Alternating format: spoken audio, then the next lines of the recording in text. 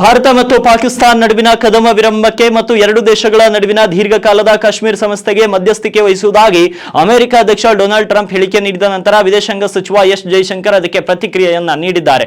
ಪಾಕಿಸ್ತಾನದೊಂದಿಗಿನ ನಮ್ಮ ಸಂಬಂಧಗಳು ಮತ್ತು ವ್ಯವಹಾರಗಳು ಕಟ್ಟುನಿಟ್ಟಾಗಿ ದ್ವಿಪಕ್ಷೀಯವಾಗಿರುತ್ತವೆ. ಅದು ಹಲವು ವರ್ಷಗಳ ರಾಷ್ಟ್ರೀಯ ಒಮ್ಮತವಾಗಿದೆ ಮತ್ತು ಅದರಲ್ಲಿ ಯಾವುದೇ ಬದಲಾವಣೆಗಳು ಇಲ್ಲ ಅಂತ ಜೈಶಂಕರ್ ಮಾಧ್ಯಮಗಳಿಗೆ ತಿಳಿಸಿದ್ದಾರೆ. ಪಿಒಕೆ ಮತ್ತು ಪಾಕಿಸ್ತಾನ ಪಂಜಾಬ್ ಪ್ರಾಂತ್ಯದಲ್ಲಿ ಭಯೋತ್ಪಾದಕ ಮೂಲಸೌಕರ್ಯಗಳನ್ನು ಗುರಿಯಾಗಿಸಿಕೊಂಡು ನವದೆಹಲಿ ಮೇ 7ರ ಮುಂಜಾನೆ ಆರಂಭಿಸಿದಂತಹ ಆಪರೇಷನ್ ಸಿಂಧೂರ್ ನಂತರ ಪ್ರಾರಂಭವಾದ ಎಲ್ಲಾ ಹಗೆತನವನ್ನ ನಿಲ್ಲಿಸುವ ಬಗ್ಗೆ ಭಾರತ ಮತ್ತು ಪಾಕಿಸ್ತಾನ ಮೇ 10ರಂದು ಒಪ್ಪಂದಕ್ಕೆ ಬಂದವು.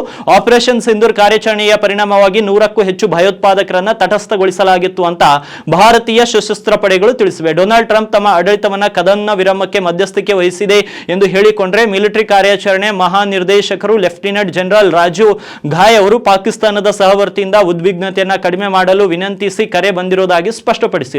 ಡೊನಾಲ್ಡ್ ಟ್ರಂಪ್ ತಮ್ಮ ಆಡಳಿತವು ಭಾರತ ಮತ್ತು ಪಾಕಿಸ್ತಾನ ನಡುವೆ ಕದನ ವಿರಾಮ ಮಧ್ಯಸ್ಥಿಕೆ ವಹಿಸಿದೆ ಅಂತ ಹೇಳಿಕೊಳ್ಳುವುದನ್ನು ಮಾತ್ರ ನಿಲ್ಲಿಸಲಿಲ್ಲ. ಈ ಹೇಳಿಕೆಯನ್ನು ಭಾರತ ತಿರಸ್ಕರಿಸಿದೆ. ಕಾಶ್ಮೀರ ಸಮಸ್ಯೆಯನ್ನ ಪರಿಹರಿಸಲು ನೆರೆಹೊರೆಯ ದೇಶಗಳ ನಡುವೆ ಮಧ್ಯಸ್ಥಿಕೆ ವಹಿಸುವ ಪ್ರಸ್ತಾಪವನ್ನು ಟ್ರಂಪ್ ಭಾರತದ ಮುಂದಿಟ್ಟಿದ್ರು. ಸಾವಿರಾರು ವರ್ಷಗಳ ನಂತರ ಕಾಶ್ಮೀರಕ್ಕೆ ಸಂಬಂಧಿಸಿದಂತೆ ಸಮಸ್ಯೆಗೆ ಪರಿಹಾರವನ್ನು ನೀಡಲು ನಾನು ಭಾರತ ಮತ್ತು ಪಾಕಿಸ್ತಾನ ಜೊತೆ ಕೆಲಸ ಮಾಡುತ್ತೇನೆ. ಉತ್ತಮವಾಗಿ ಮಾಡಿದ ಕೆಲಸಕ್ಕೆ ಭಾರತ ಮತ್ತು ಪಾಕಿಸ್ತಾನ ನಾಯಕತ್ವವನ್ನು ದೇವರು ಆಶೀರ್ವದಿಸಲಿ ಅಂತ ಟ್ರಂಪ್ ಮೇ 11ರಂದು ಟ್ರುತ್ ಸೋಷಿಯಲ್ ಮೀಡಿಯಾದಲ್ಲಿ ಬರೆದಿದ್ರು.